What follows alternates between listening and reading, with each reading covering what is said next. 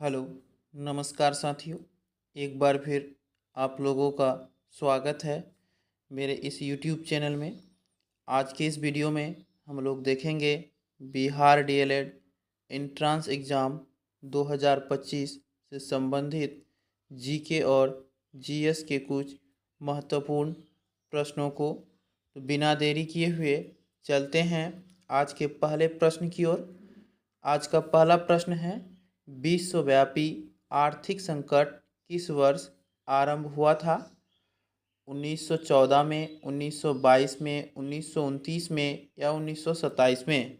तो इस प्रश्न का सही उत्तर होगा साथियों कि विश्वव्यापी आर्थिक संकट जो है वह वर्ष 1929 में आरंभ हुआ था।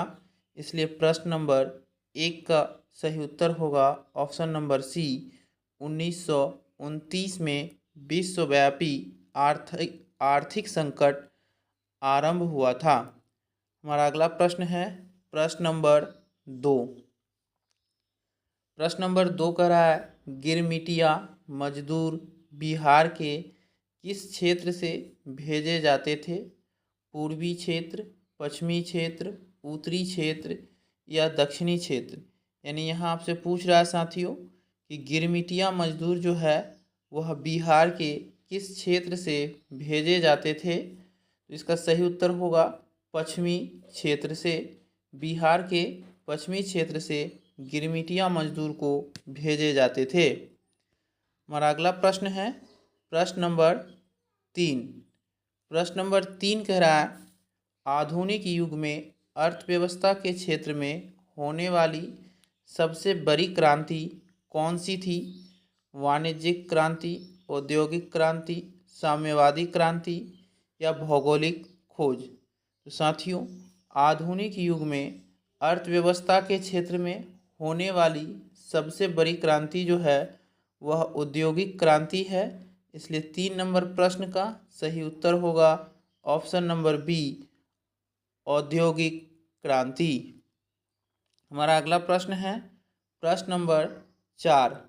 प्रश्न नंबर 4 कह रहा है, विश्व व्यापार संगठन की स्थापना किस वर्ष की गई? 1945 में, 1948 में या 1957 में या ऑप्शन नंबर डी 1995 में? तो इसका सही उत्तर होगा कि विश्व व्यापार संगठन WTO का स्थापना वर्ष 1995 में हुआ। इसका मुख्यालय साथियों जेनेवा में स्थित है। इसे भी आप लोग ध्यान में रखेंगे। और 1948 में विश्व स्वास्थ्य संगठन यानी WHO का स्थापना हुआ था। चलते हैं प्रश्न नंबर 5 की ओर। प्रश्न नंबर 5 है, भारत में आर्थिक महामंदी का सबसे बुरा प्रभाव किस वर्ग पर पड़ा? किसानों पर, व्यापारियों पर, जमींदारों पर या नौकरी पेशा लोगों पर? तो भारत में जो है साथियों आर्थिक महामंदी का सबसे बुरा प्रभाव जो है वह किसानों पर पड़ा था। इसलिए 5 नंबर प्रश्न का सही उत्तर होगा ऑप्शन नंबर ए, किसानों पर। चलते हैं प्रश्न नंबर 6 की ओर। प्रश्न नंबर 6 है कि अकबरनामा की रचना किसने की? अमीर खुसरो ने, अल बरूनी ने, इब्न बतूता ने या अबुल फजल ने? तो इसका सही उत्तर होगा कि अबुल फजल ने अकबरनामा की रचना की थी। इसलिए प्रश्न नंबर 6 का सही उत्तर होगा ऑप्शन नंबर डी, अबुल फजल। प्रश्न नंबर 7 है कि महात्मा गांधी ने किस पत्रिका का संपादन किया था? कॉमनवेल्थ, यंग इंडिया, बंगाली या बिहारी?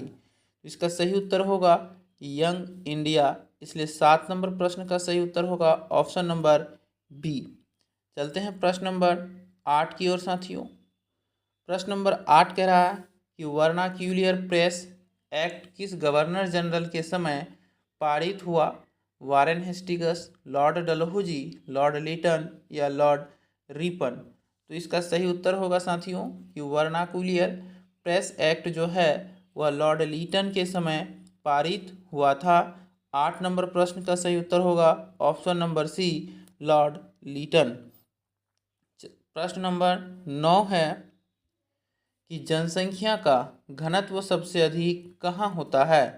ग्राम में, कस्बा में, नगर में या महानगर में? तो इसका सही उत्तर है कि जनसंख्या का घनत्व सबसे अधिक जो होता है वह महानगर में होता है।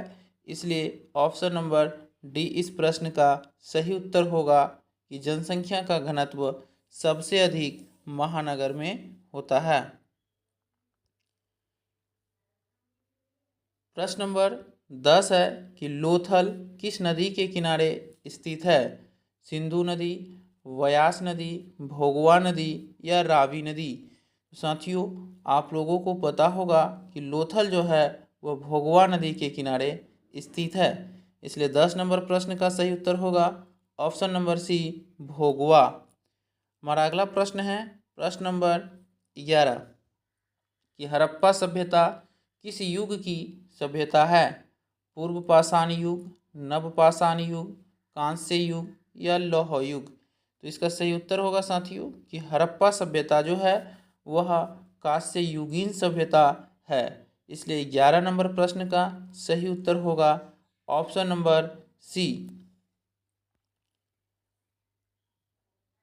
प्रश्न नंबर 12 है साथियों कि हड़प्पा सभ्यता का सबसे बड़ा नगर कौन सा है?